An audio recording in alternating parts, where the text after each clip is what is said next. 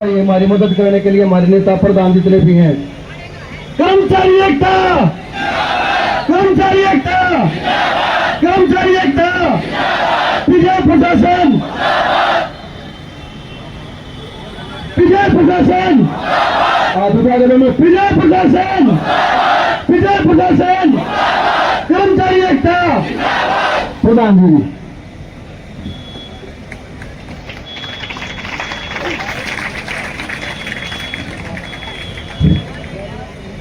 आप सबको दैया खाप की तरफ से नमस्कार। बहुत लंबा समय हो गया इस धरने को चलते हुए, लेकिन ये धरना मेरे साथियों और मेरी माताओं बहनों उस मोड़ पर पहुंच चुके हैं तो मेरे ख्याल में इसका निचोड़ होने जा रहा है। शायद जो मेहनत आप लोगों ने करनी थी वो कर चुके हैं। अब उस मुकाम पर आप लोग खड़े हैं कि कुछ समय बकाया है। अगर इसी तरह से आप लोग इकट्ठा होकर जो ही संघर्ष करते रहे तो वो दिन दूर नहीं है जिस दिन आपके सफलता कदम चूमते हुए ये यहाँ का प्रशासन और यहाँ की जनता और जो आपके खिलाफ यहाँ के मुखी है ये सब आपके चरणों में होंगे। वो समय बहुत ही नजदीक है, क्योंकि मैं भी दैया खाप की तरफ से यहाँ एक हमारे जो दैया खाप के प्रधान जयपाल जी दैया उनका कोई जरूरी काम था, उसके लिए उस प्रतिनिधि के रूप में मैं आपके सामने आज यहाँ पेश हुआ हूँ। लेकिन दैया खाप की तरफ से आप लोग किसी भी प्रकार की, और ये भाइयों बता देता हूँ आप लोगों को, 36 बिरादरी दैया खाप की एकजुट है और आपको समर्थन देती है, पूर्ण रूप से समर्थन देती है और हर प्रकार से समर्थन देती है। किसी भी प्रकार की कोई भी बात आ जाए दैया खाप आपके साथ आगे भी खड़ी होगी और पीछे भी खड़ी होगी। चाहे आर्थिक हालात क्या होगा, चाहे लड़ाई लड़ने की बात हो, जब भी हमारी खाप साहब भी खड़ी हुई है और हमारे भिन्न भिन्न खापों से हमारी सरकारी आज यहाँ पर बैठी हुई है।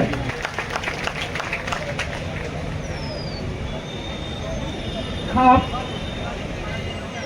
पंचायतों के पदाधिकारीगण, जन संगठनों के पदाधिकारी व नेतागण और मेरे प्यारे भाइयों व मेरी बहनों और मेरे हम उम्र के साथियों,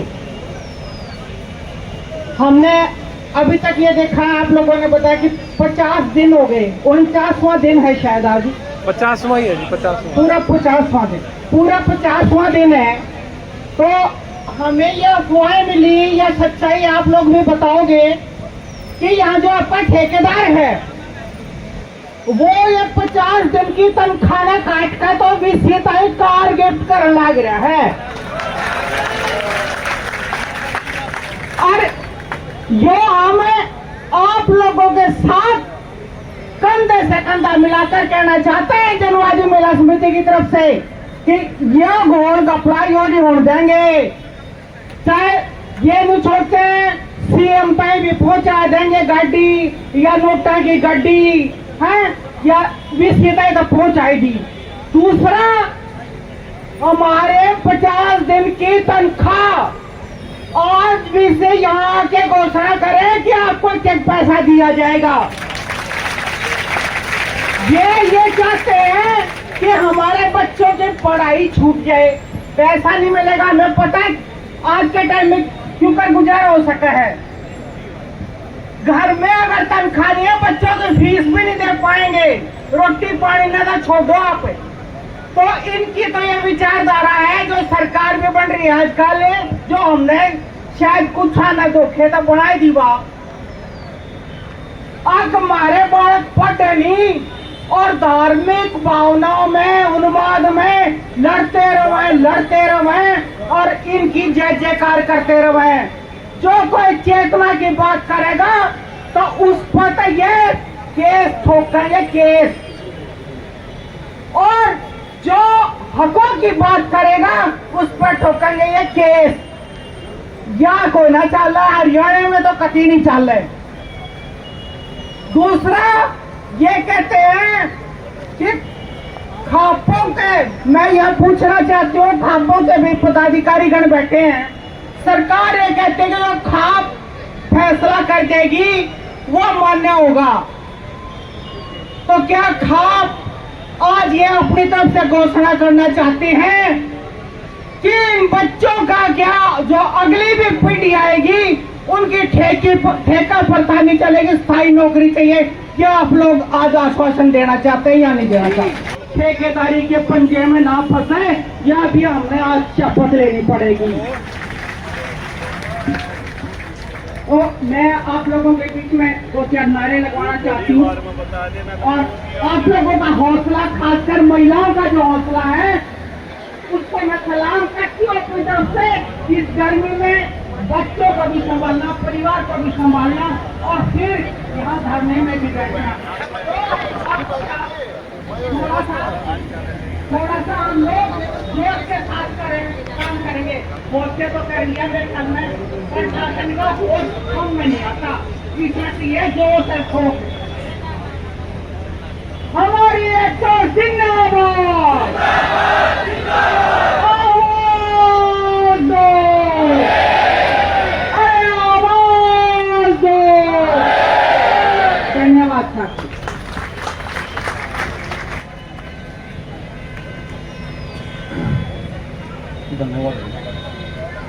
आप सभी को मैं जिला पार्षद जयदेव डागर नमस्कार करता हूं, और उससे पहले, बोलना शुरू करने से पहले, आपके इस 50 दिन के संघर्ष को दिल की गहराइयों से आपको सलाम करता हूं, और उसी के लिए एक बार जयकारा से हम शुरुआत करेंगे। सभी कर्मचारी साथियों की 50 दिन के संघर्ष की, आपकी एकता की, हरियाणा के कोने कोने से आए हमारे खाप प्रधानों को, इलाके के मौजूद लोगों को, सरपंच साथी, जिला पार्षद साथी और कर्मचारी, मजदूर, किसान संगठनों के प्रतिनिधियों को एक ही बात है कि आपने जो मजबूती 1295 क्षण में लोगों को जो दी, ये आपका जीने के आखिरी सांस तक आपका एहसान मानेंगे। 50 दिन से आज तक परमात्मा ने मेहर कर रखी, बादल कर रखे हैं। गर्मी के अंदर, बारिश के अंदर अपने बच्चों को भूखा छोड़ के अपनी रोटी की, अपनी थाली की लड़ाई लड़ने लग रही है। और प्रदेश की सरकार, लोकतंत्र की जब बात आती है तो पाठ पढ़ा दिया जाता है कि लोगों की सरकार। प्रदेश की सरकार जब इस प्रदेश में स्थापित हुई तो एक नारा लेके आई थी साथियों, सबका साथ और सबका विकास। कहां है वो साथ और कहां है वो विकास? सवाल ये करना बनता है हमारा, जब पूरे प्रदेश के अंदर स्वास्थ्य संगठनों के, जितने भी स्वास्थ्य संस्थानों के जो कर्मचारी हैं, आपने सभी को इस कार्य में शामिल कर दिया। पीजीआई के अंदर हमारे सुरक्षा कर्मियों का आपने शामिल कर दिया। ये 12-12, 13-13 साल तो लाग रहे भाई, क्या खोजता इनका? सवाल ये है, कैसे आप कह देते हो स्टेजों के ऊपर खड़े होकर कि सबका साथ और सबका विकास करने का आपने संकल्प ले रखा है? अंत्योदय की बात आप कैसे कर लेते हो?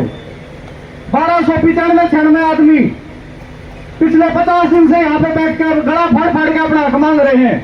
क्या इनका साथ आपको नहीं चाहिए? पिछली बार भी हमारा एक ही सवाल था, सीआईडी के साथी और मीडिया के साथी हमारे यहाँ पर खड़े हैं, और एक ही बात मैंने इनके माध्यम से उठाने की कोशिश की थी, जितने लोग आड़े बैठे हैं भाई, माता घने आदमियां नहीं सरकार की वोट दे रखी है। क्या ये सरकार इन लोगों की घेटी पे गोटा टेकन खतर बनी थी?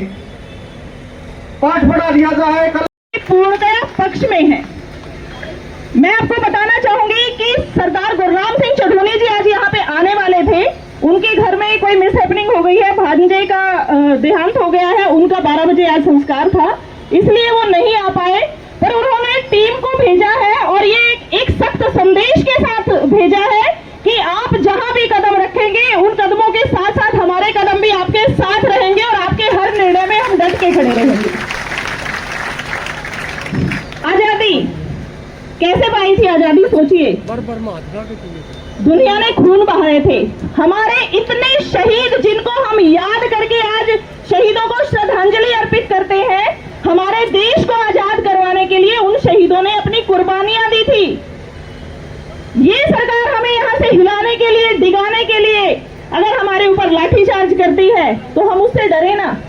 आपने देखा होगा किसान आंदोलन, हम किसान आंदोलन के वो योद्धा हैं जो ना लाठी से डरे थे ना गोली से डरे थे और उस किसान आंदोलन को जीत के आए थे। तो आप लोगों के लिए भी एक संदेश है, डटिए मत, किसी की सीख में मत आइए, अपने हक के लिए लड़िए और एक एक को जोड़ के, जो 1270 है उनको सबको जोड़ के यहाँ पे खड़े हो जाइए। आप में से एक भी कम नहीं होना चाहिए। यहाँ पे जब अगर पुलिस बल भी आता है और आपके ऊपर कोई बल प्रयोग की कोशिश होती है ना, तो आप में से एक भी इधर उधर नहीं होना चाहिए। अगर आपको आने वाली पीढ़ियां बचानी है तो इस तरीके से आपको अपने हकों के लिए मजबूत होकर खड़ा होना होगा, ताकि सरकार धरने पर बैठे हुए हैं अपने हक के लिए। ये बहुत जरूरी है इस सरकार के खिलाफ लड़ाई लड़ने के लिए। आप कोई भीख मांगने के लिए यहाँ नहीं बैठे, अपने हक की लड़ाई के लिए यहाँ बैठे हैं। और जो खापों की सरदारी यहाँ आपका समर्थन करने आई है, जो जन संगठनों के, किसान संगठनों के जो प्रधान यहाँ पर आए हैं, मेरा सबसे निवेदन है कि इस धरने को पूर्णतः समर्थन दिया जाए। ये नहीं कि ये बेचारे यहीं बैठे रहे और हम अपने घरों में यहाँ भाषणबाजी करके और हम अपने घरों में बैठे रहे। समय निकालिए, इस धरने को भी किसान आंदोलन की तरह इसी तरह का अटूट आंदोलन बनाइए, तभी हम जीत पाएंगे। समय का अभाव है। किसानी प्रतिष्ठा मंच की तरफ से 4 तारीख की जब यहाँ पंचायती में यहाँ उपस्थित थी, उसके बाद किसी कारण से मैं नहीं आ सकी, मजबूरी थी, मैं खुद भी बीमार थी और मेरे 80-85 साल की मेरे बाप और मेरी माँ 83 साल की, वो मेरे पास ही रहते हैं, वो बीमार है, उनको छोड़ के मैं नहीं आ सकी। कल फोन आया हमारे हरियाणा के उप प्रधानजियों का, उनको काम था कहीं, वो नहीं आ सके। किसानी प्रतिष्ठा मंच के हरियाणा के उपाध्यक्ष श्री रणबीर सिंह जी, वो आपकी पंचायत में हाजिर थे। उन्होंने मुझे कहा कि बहन जी आपको जाना है, आपको वहां समर्थन देना है, तो किसानी प्रतिष्ठा